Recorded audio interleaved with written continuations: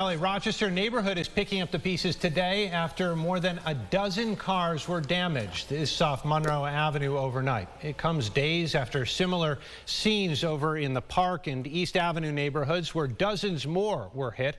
As Natalie Kutchko reports, an auto glass repair shop is calling this crime spree the worst they've ever seen. Natalie joining us now with more. Adam, 14 cars were smashed on Boardman Street off of Monroe Avenue. Neighbors waking up to that damage this morning. This is the second time this neighborhood has been hit in the last few months. It follows nearly 40 cars damaged on Vic Park A, Meigs, and Alexander Streets just last week. Well, I woke up quite quickly and came down, and it's like what I found a couple months ago, glass all over the place. Karen Kirky woke up to a familiar scene on Boardman Street Wednesday morning. The windows on her car shattered for the second time this year. More than a dozen neighbors cleaning up the broken glass and taking next steps in getting their cars repaired.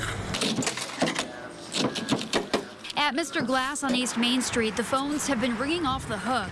The auto repair shop is among the closest in proximity to the neighborhoods most recently affected by these crimes. Extremely busy, and it's really unfortunate, but we're completely slammed with work right now. As shop supervisor Brian Zimmerman explains, the shop can take in up to 15 cars a day. There hasn't been a day this week, he says, where it's been any less. This is a random any car.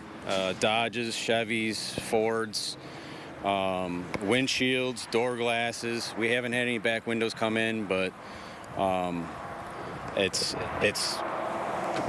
never seen anything like this. The shop has seen a break from Kia and Hyundai repairs in the last few weeks. Meantime, neighbors living in the areas affected are keeping an eye out. I guess for now my plan is to just keep all my stuff out of my car, and I'll still keep parking around here, hope for the best.